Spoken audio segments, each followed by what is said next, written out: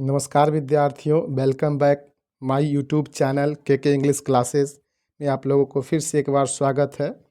आज हम लोग स्टोरी ऑफ इंग्लिश के थर्ड चैप्टर ओल्ड इंग्लिश के बारे में जानेंगे और इनसे जो सवाल बनता है परीक्षा में उनको जानने की प्रयास करेंगे और अपनी परीक्षा के लिए तैयारी करेंगे। तो चलिए स्टार्ट करते हैं।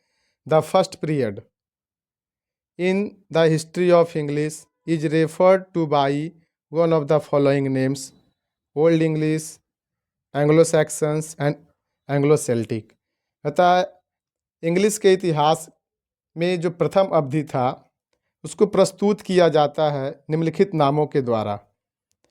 जैसे यहाँ पे ओल्ड इंग्लिश के नामों से जाना जाता है, एंग्लो सैक्सन के नामों से जाना जाता है, नाम से जाना जाता है, एंग्लो सेल्टिक नाम से जाना जाता है। यानी जो प्राचीन इंग्लिश था, ओल्ड इंग्लिश था, उनको तीन नामों से जाना जाता है: old English, Anglo Saxons, Anglo Celtic. However, तथापि earlier two names are more popular. उनके जो प्रारंभिक दो नेम्स थे बहुत ही पॉपुलर थे। यूज्ड मोर ऑफेन, और उसका अधिक अक्सर प्रयोग भी किया जाता था। ओल्ड इंग्लिश और एंग्लो सैक्सन्स, ये दो जो पॉपुलर नेम है ये बहुत यूज किए जाते थे प्राचीन काल में ओल्ड इंग्लिश में। The history of English, English की जो इतिहास है, begins with the coming of the Anglo sections. यानी इंग्लिश की शुरुआत एंग्लो सेक्शन के आने के साथ हुआ। कहाँ से आया? From Europe to mainland Britain. यानी यूरोप से मेनलैंड ब्रिटेन में आया एंग्लो सेक्शंस, और उसी के साथ इंग्लिश की शुरुआत हुई। This period is from AD 449 to AD 1066। यानी कि ये जो अवधि था 449 AD से 1066 AD तक था।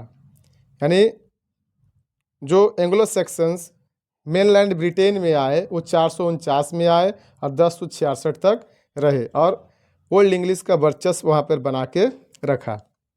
इसको हम एंग्लो सेक्शंस के रूप में भी जाना जाता है, और यहाँ से आपका सवाल ऑब्जेक्टिव बनता है। This two dates signify two major invasion. कहता है ये जो दो डेट्स है सिग्निफाई, ये सिग्निफाई करते हैं, महत्व बताते हैं टू मेजर इन्वेजन, दो बड़े आक्रमणकारी that changed the course of history, जो इतिहास के चीज़ों को बदले। The Anglo Saxons bear folk, Anglo Saxons folk थे जो यूरोप से आए थे, वो फर्क टाइप के थे। वार लाइक ट्राइब्स, और युद्ध करने वाले जाति की तरह थे। फ्रॉम यूरोप, जो यूरोप से आए थे। एंड दियर इन्वेजन, और उनका जो आक्रमण था 449 AD में, change Celtic Britain into Germanic England. यानी कि वो क्या किए? सेल्टिक ब्रिटेन को जर्मैनिक इंग्लैंड में बदल दिए, जर्मैनिक इंग्लैंड में बदल दिए। यानी जब वो आक्रमण किए 449 में, तो उसके पहले ब्रिटेन में सेल्टिक भाषा यानी सेल्टिक लैंग्वेज में प्रयोग किए जाते थे, लेकिन जब वो 449 में आए तो वो बदल के जर्मैनिक इंग्लैंड, यानी जो इंग्लैंड में जो भाषा बोली जाती थी सेल्टिक, वो सेल्टिक को हटा के वहाँ जर्मैनिक यूज करने लगे। The Norman conquest in AD 1066 resulted, जो नॉर्मन कॉन्क्वेस्ट हुए 1066 AD, in the infusion of a large number of French. वहाँ पर बहुत बड़ी संख्या में शब्दों का, फ्रेंच शब्दों का इन्फ्यूजन हुआ, बहाव हुआ into the vocabulary of English from Europe to mainland Britain. यानी कि यूरोप से इंग्लिश के जो वोकेबलरी थे उनमें बहुत सारे फ्रेंच वर्डों को लाया, और मेनलैंड ब्रिटेन में इसका इस्तेमाल किया जाने लगा, नहीं यूज किया जाने लगा। The relationship between the Celts and the invader. यानी जो सेल्ट्स और इन्वर्डर यानी आक्रमणकारी के जो बीच रिलेशनशिप था, यानी उनका जो संबंध था, is difficult to describe accurately, वो वर्णन करने में यानी कि एक्यूरेटली उचित रूप से सही रूप से वर्णन करने में कठिनाइयाँ हैं, यानी उसमें कठिन होता है, डिफ़िकल्ट होता है। But they seems to have settle down side by side in more or less peaceful contact with the Anglo section and combined to produce 7 kingdoms known as the Anglo Saxon heptarchy. कहता है कि वो लेकिन they seems to have settle down, और वो वहाँ पर बसते हुए दिखाई दिए, side by side in more or less, यानी अधिक अधिक अधिक से अधिक और कम से कम, पीसफुल कॉन्टैक्ट यानी अपने आप को एकदम शांतिपूर्ण कॉन्टैक्ट से, with the Anglo Saxon Anglo section के साथ, यानी जो वहाँ के सेल्ट्स भाषा के लोग थे इंग्लैंड के, और एंग्लो सेक्सन आपस में मिल के वहाँ बस गए, शांतिपूर्ण ढंग से रहने लगे और शासन करने लगे वहाँ। एंड कंबाइंड, और एंग्लो सेक्शंस और जो सेल्स थे कंबाइंड टू प्रोड्यूस 7 किंगडम, और उन्होंने मिल के 7 किंगडम्स राज्य बनाया, यानी 7 राजाओं का, यानी राजा का जो शासन करने वाले थे उसका निर्माण किए दोनों मिल के, यानी कौन, Celts and Anglo sections, known as the Anglo section heptarchy. और वो किस रूप में जाने गए, एंग्लो सेक्शन हेप्टार्ची, मतलब 7 राजाओं का शासन।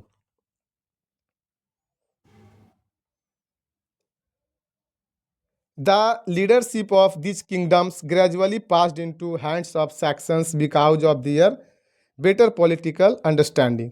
कहता है कि जो लीडरशिप ऑफ दिज किंगडम्स, ये जो किंगडम्स थे, जो राजा थे, उनके जो लीडरशिप था, नेतापन, ग्रेजुअली पास, धीरे धीरे पास्ड हो गया into the hands of the sections, यानी कि हाथों में, यानी सेक्शंस के हाथों में चला गया धीरे धीरे, क्योंकि because of their better political understanding, क्योंकि जो एंग्लो सेक्शन थे उनको बहुत ही राजनीतिक अंडरस्टैंडिंग यानी समझ बहुत अच्छी थी, इसीलिए धीरे धीरे जो किंगडम बना था 7 राजाओं का, 7 राजाओं का किंगडम्स, जिसको हम हेप्टार्ची कहते हैं, वो धीरे धीरे सेक्शंस के हाथों में चला गया, क्योंकि उनको राजनीतिक समझ बहुत अधिक था।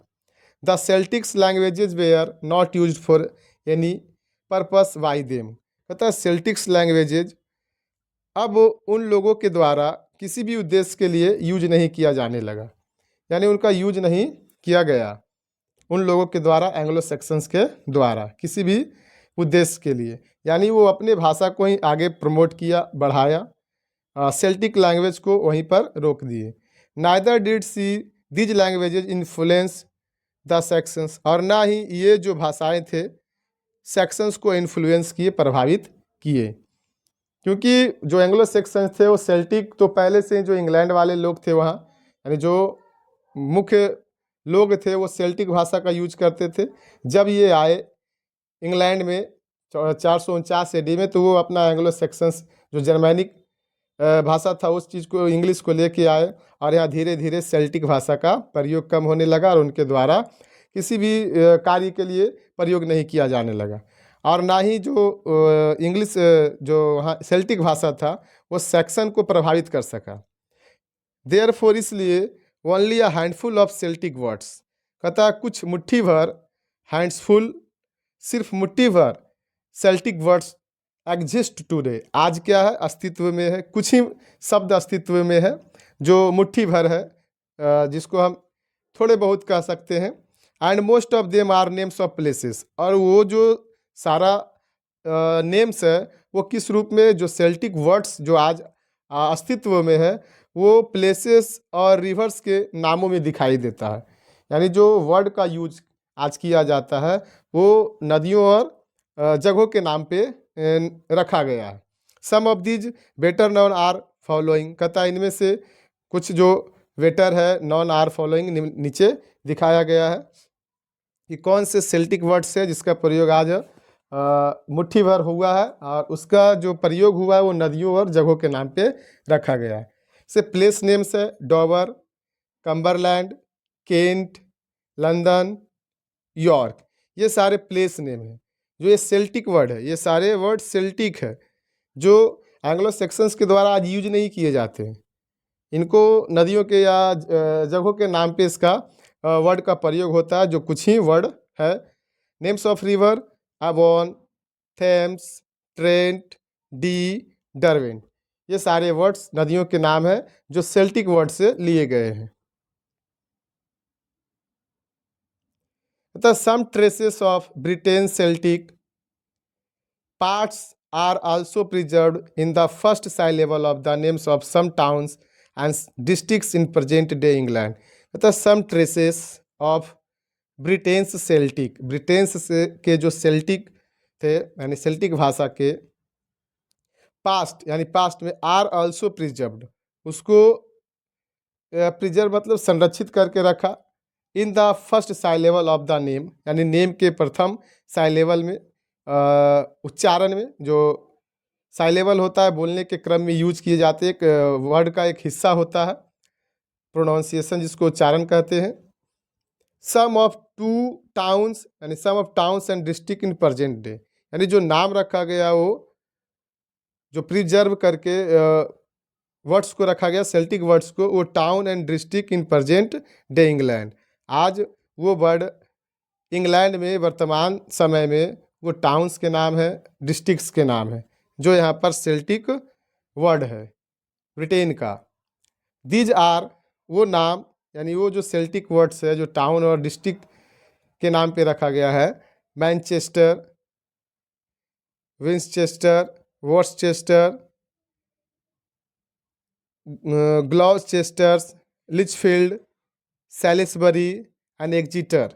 ये सारे वर्ड टाउन्स और डिस्ट्रिक्ट्स का नेम है जो सेल्टिक वर्ड्स के ट्रेसेस जो बचे जो शब्द है उससे इनको लिया गया यानी रखा गया है नाम।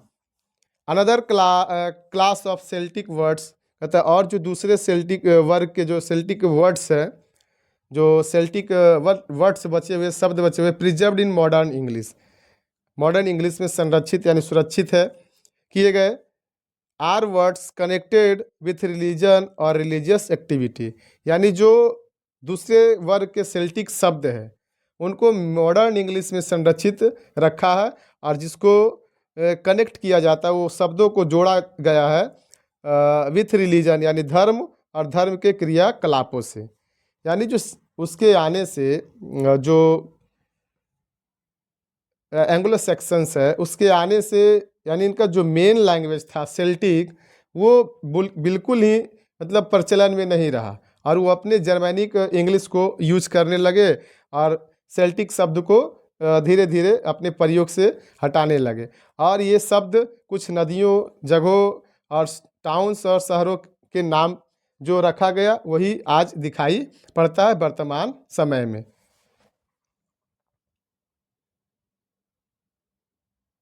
नेक्स्ट है डायलेक्ट्स ऑफ ओल्ड इंग्लिश, यानी ओल्ड इंग्लिश के बोली कि ओल्ड इंग्लिश के कौन कौन से बोली थे। तो यहाँ पर है, there is clear line of descendant from the speech of Anglo Saxons to modern English in matters of sound. कहता है देयर इज क्लियर लाइन, ये एकदम साफ सुथरा लाइन है, ऑफ डिसेंडेंट चढ़ाई का, from the speech of Anglo sections, Anglo Saxons के जो बोली है वो सीधे रेखा है एक चढ़ाई का to modern English, modern English की ओर, इन मैटर ऑफ साउंड यानी बोली के विचारों के बातों में शब्दों में, जो है वोकैबलरी, ग्रामर एंड स्पेलिंग। कहता है कि इंग्लिश में जो मैटर्स ऑफ साउंड है वोकैबलरी के रूप में, grammar and English. But old English was not a single uniform language. कहता है जी ओल्ड इंग्लिश है वो सिंगल लैंग्वेज नहीं है, यानी ओल्ड इंग्लिश में कई बोलियों का मिश्रण है। यहाँ से परीक्षा में सवाल भी बनते हैं कि ओल्ड इंग्लिश इज सिंगल, क्योंकि old English was not a single uniform language, यानी इसमें सिंगल रूप भाषा के रूप को प्रयोग नहीं किया गया था, इसमें कई जो बोली थे उसको शामिल किया गया था। We can distinguish 4 dialects in old English, यानी हम लोग ओल्ड इंग्लिश को 4 डायलेक्ट्स यानी 4 बोलियों में बांट सकते हैं, विभेद कर सकते हैं।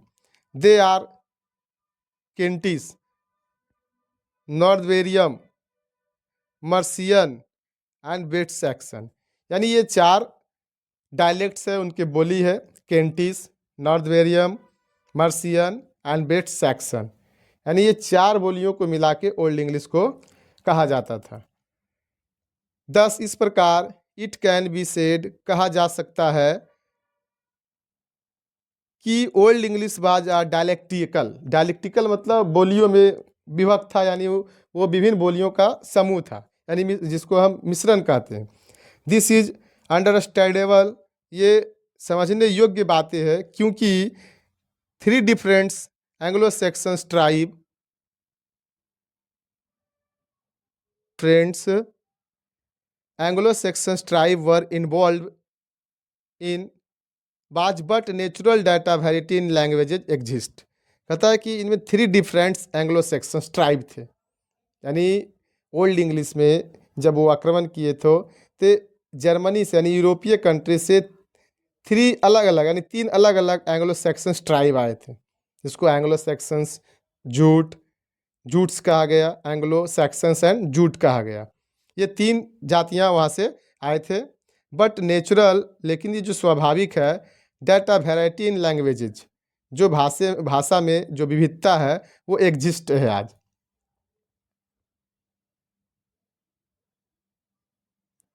तो आपको यहाँ याद रखना है कि जो ओल्ड इंग्लिश के जो डायलेक्ट है वो 4 डायलेक्ट थे। ऑब्जेक्टिव क्वेश्चन बनते हैं। अब यहाँ हम समझेंगे आगे some characteristics of old English, यानी कि जो प्राचीन इंग्लिश के जो कुछ कैरेक्टरिस्ट थे, गुण थे, उसके बारे में समझेंगे।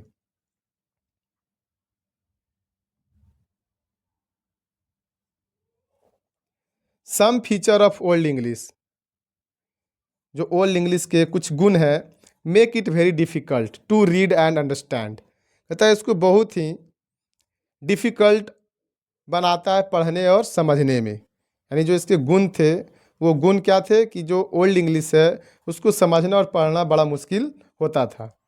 The text of this period, इस अवधि के पाठ में। द लैंग्वेज लुक्स डिफरेंट, जो भाषा है डिफरेंट दिखते हैं। Because of its alien spelling unfamiliar vocabulary, यानी कि जो इसमें वोकेबलरी था, स्पेलिंग था, जो मीनिंग, जो अर्थ था, वो एलियन दिखता था, यानी कि समझिए विदेशी भाषा, जिसको हम समझ नहीं पाते थे, उस तरह की भाषा स्पेलिंग था यहाँ ओल्ड इंग्लिश में। एंड जो वोकेबलरी था अनफैमिलियर, जिसको हम नहीं जानते या परिचित थे, वो सारे वर्ड इसमें शामिल थे। And totally different grammatical structure, और इसमें पूर्ण रूप से विभिन्न ग्रामेटिकल स्ट्रक्चर का इस्तेमाल किया जाता था। इसीलिए ओल्ड इंग्लिश को पढ़ना समझना बड़ा मुश्किल होता था। The writing system of old English very different from what we find today. कहता है जो राइटिंग सिस्टम है ओल्ड इंग्लिश का, वो बहुत ही क्या डिफरेंट है, अलग है। What we find with today, जो आज हम पाते हैं, जो इंग्लिश हम आज यूज करते हैं, लिखते हैं, उस इंग्लिश से, इस इंग्लिश से वो इंग्लिश बहुत ही डिफरेंट था, यानी डिफरेंट है। When the Anglo sections came to England, कहता है जब एंग्लो सेक्शंस इंग्लैंड आए, they use a system of writing, वो लिखने की पद्धति को यूज किया करते थे। Which was in use in the northern and western part of Europe, जो यूरोप के पश्चिमी और उत्तरी, यानी उत्तरी और पश्चिमी हिस्सों में बोला जाता था, जो प्रेजेंट डे जर्मनी और स्कैंडिनेवियन है। यानी कि जर्मनी के लोग और स्कैंडिनेवियन के लोग ही यूरोप से आए थे और उस भाषा को लेके यहाँ पर आए और इंग्लिश को बढ़ावा दिए इंग्लैंड में। This writing system use the runic alphabet, ये जो राइटिंग सिस्टम है जो लोग यूज करते थे, र्यूनिक अल्फ़ाबेट में यूज करते थे। यानी र्यूनिक अल्फ़ाबेट ये लिखने की जो तरीका है, जैसे हम लोग आज इंग्लिश लिखते हैं अल्फ़ाबेट ABCD, तो उस समय जो लोग जर्मनी के थे, स्कैंडिनेवियन थे, वो र्यूनिक अल्फ़ाबेट का इस्तेमाल करते थे लिखने में। द यूनिक कैरेक्टर, यानी जो उसके लेटर थे र्यूनिक वर्ड के, अल्फ़ाबेट के, were compose of sharp straight line, वो किससे बने होते थे? शार्प स्ट्रेट लाइन से, यानी शार्प और सीधा लाइन होता था, उससे रचना किया जाता था यूनिक अल्फ़ाबेट को। विदाउट कर्व, बिना घुमाए मोड़े, यानी सीधा इस तरह से शार्प या इस तरह से सीधा लाइन होता था और इसका इस्तेमाल किया जाता था। मेनी ऑफ दीज लेटर्स कहता है बहुत सारे जो लेटर्स थे इसमें आर फाउंड ऑन वेपन्स, किस पे पाए जाते थे? वेपन्स, हथियारों पे पाए जाते थे इनके letters.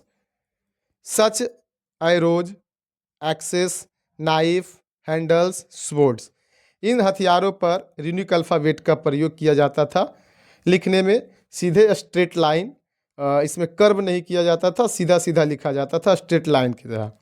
Some are to be seen in monuments, और कुछ जो लेटर्स है वो दिखाई देते थे मॉन्यूमेंट्स यानी कब्रों पर, ज्वेलरी पर, casket of made of bones, जो हड्डियों से बनाए जाते थे चीज़ें, उस पर यूनिक अल्फ़ाबेट का प्रयोग किया जाता था।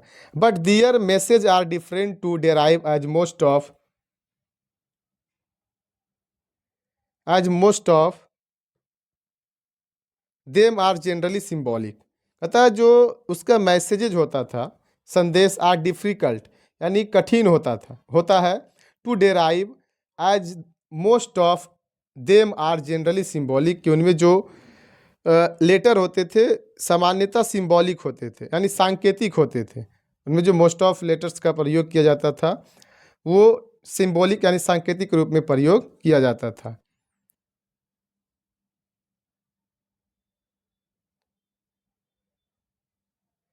आफ्टर 6th सेंचुरी, 6ठी शताब्दी के बाद, the spread of Christianity led to the gradual use of Roman script. कहता है 6ठी शताब्दी के बाद क्रिश्चियनिटी का यानी क्रिश्चियनिटी का जो स्प्रेड हुआ, फैलाव हुआ, लेड टू ग्रेजुअल, वो धीरे धीरे लेड किया use of the Roman script, यानी धीरे धीरे रोमन स्क्रिप्ट में वो लिखना शुरू किए। As this was the writing of the Latin religious text, जिस रूप में वो लिख रहे थे ऑफ लैटिन रिलीजियस टेक्स्ट, यानी धार्मिक जो लैटिन रिलीजियस टेक्स्ट थे यानी लैटिन भाषा के जो धार्मिक पाठ्यक्रम थे उसके लेख को लिख रहे थे। Was the writing of Latin religious lex, यानी कि लैटिन धर्म के जो लिखावट था, टेक्स्ट था, उसके लेख का वो प्रयोग करते थे। धीरे धीरे यूज होने लगा रोमन स्क्रिप्ट का। The Roman alphabet adopted by the Anglo sections, यानी जो रोमन अल्फ़ाबेट है अडॉप्टेड किया गया, अपनाया गया एंग्लो सेक्शंस के द्वारा। Passed through some variation before, यानी कुछ वेरिएशन बदलाव आया उससे। It reach its present shape in modern English, और ये पहुंचा अपने वर्तमान शेप में मॉडर्न इंग्लिश में यानी आधुनिक अंग्रेजी में इसका प्रयोग हुआ वर्तमान समय में। इसमें जो बहुत सम वेरिएशन थे वो गुजरे वहाँ से। The old Saxons from were superseded, कहता है जो ओल्ड सेक्शन है, जो पुराने सेक्शंस है, उसके जो रूप है were superseded by French character, यानी फ्रेंच कैरेक्टर के द्वारा अत्यारोपित किया गया, यानी उसको यूज किया गया। And some new letters were added, और कुछ इसमें लेटर्स को ऐड किया गया। To the alphabet such as Q, Q, W, W, J, J, after the Norman conquest of AD 1066। यहाँ से सवाल बनते हैं, नॉर्मन कंक्वेस्ट ऑफ AD 1066, यानी नॉर्मन कंक्वेस्ट कब हुआ? 1066 AD के बाद। और दो इसमें जो अल्फ़ाबेट जोड़ा गया वो क्यू, डब्लू, जे था। नेक्स्ट है foreign influences on old English, यानी ओल्ड इंग्लिश पे विदेशी प्रभाव। The story of English is the story of repeated intrusions of foreign elements into the English vocabulary. कहता है जो इंग्लिश की कहानी है वो repeated intrusion of foreign elements, यानी विदेशी तत्वों के आक्रमण के जो रिपीट किए जाते थे उसकी कहानी है। Into the English vocabulary, English vocabulary में, शब्दकोश में। फ्रॉम ईयरलीस्ट टाइम, यानी प्रारंभिक समय से, the country had been subjected to the successive aggression by foreign invaders such as Romans, French and Scandinavian. कहता है कि जो प्रारंभिक समय से था, काल से था, the country had been subjected to successive aggression, ये सक्सेसिव लगातार एग्रेशन में रहे, आक्रमणकारियों के बीच रहे, यानी यहाँ कोई ना कोई शासक जो विदेशी इन्वाइडर है, आक्रमणकारी है, उनके आक्रमण में ये रहे, यानी शासन में रहे। सच एज रोमन्स, जो रोमन्स थे, फ्रेंच एंड स्कैंडिनेवियन थे, यानी वहाँ पर कभी शासक रोमन आए, फ्रेंच आए, स्कैंडिनेवियन रहे। तो इस प्रकार वो हमेशा किसी न किसी के प्रभाव में, शासक के प्रभाव में रहे। इस प्रकार वहाँ ओल्ड इंग्लिश पर विदेशियों का प्रभाव पड़ा। ईयरलियर दे ब्राउट, यानी प्रारंभ में दे ब्राउट दियर ऑन लैंग्वेजेज, वे अपने भाषाओं को लाए, यानी जिस तरह जब वहाँ पर इंग्लैंड में कोई दूसरा शासक आया, यानी रोमन आए तो रोमन अपनी भाषा को लेके आए, फिर उसके बाद फ्रेंच आए तो फ्रेंच अपनी भाषा को लेके आए, स्कैंडिनेवियन आए तो स्कैंडिनेवियन अपने भाषा को, यानी कि अलग अलग आक्रमणकारी अलग अलग भाषा को वहाँ लाए, और हमेशा ओल्ड इंग्लिश वो प्रभाव में, विदेशियों के प्रभाव में रहा, और प्रारंभ में वो अपनी भाषा को ही लाए, but later bestowed on English a fair share of their vocabulary, लेकिन बाद में वो अर्पित हो गए on English a fair shape और दियर वोकेबलरी, उनकी शब्दकोश को शेयर किए, फेयर शेयर किए, यानी बाटे, इंग्लिश में बेस्टो किए, अर्पण किए, यानी अपनी भाषा को वहाँ लाए और उनके वोकेबलरी में शामिल किए। In the old English the two major influences were Latin and Scandinavian, यानी इस आधार पर, यानी इस सबको देखते हुए हम कह सकते हैं कि जो दो मेजर इन्फ्लुएंसेस है, प्रभावित करने वाले हैं, वो कौन थे? लैटिन और स्कैंडिनेवियन थे। यानी यहाँ से ऑब्जेक्टिव क्वेश्चन भी बनता है परीक्षा में कि वो दो मेजर इन्फ्लुएंसेस कौन थे? तो लैटिन एंड स्कैंडिनेवियन थे। तो यहाँ पर हमने ओल्ड इंग्लिश के बारे में पढ़ा, ओल्ड इंग्लिश के स्टार्टिंग के बारे में पढ़ा, ओल्ड इंग्लिश में फॉरेन इन्फ्लुएंसेस जो है यानी प्रभावित है उसके बारे में पढ़ा, ओल्ड इंग्लिश के डायलेक्ट के बारे में पढ़े। तो इस प्रकार से यहाँ से सारे ऑब्जेक्टिव सवाल पूछे जाते हैं। धन्यवाद। मेरे चैनल को लाइक एंड सब्सक्राइब करें।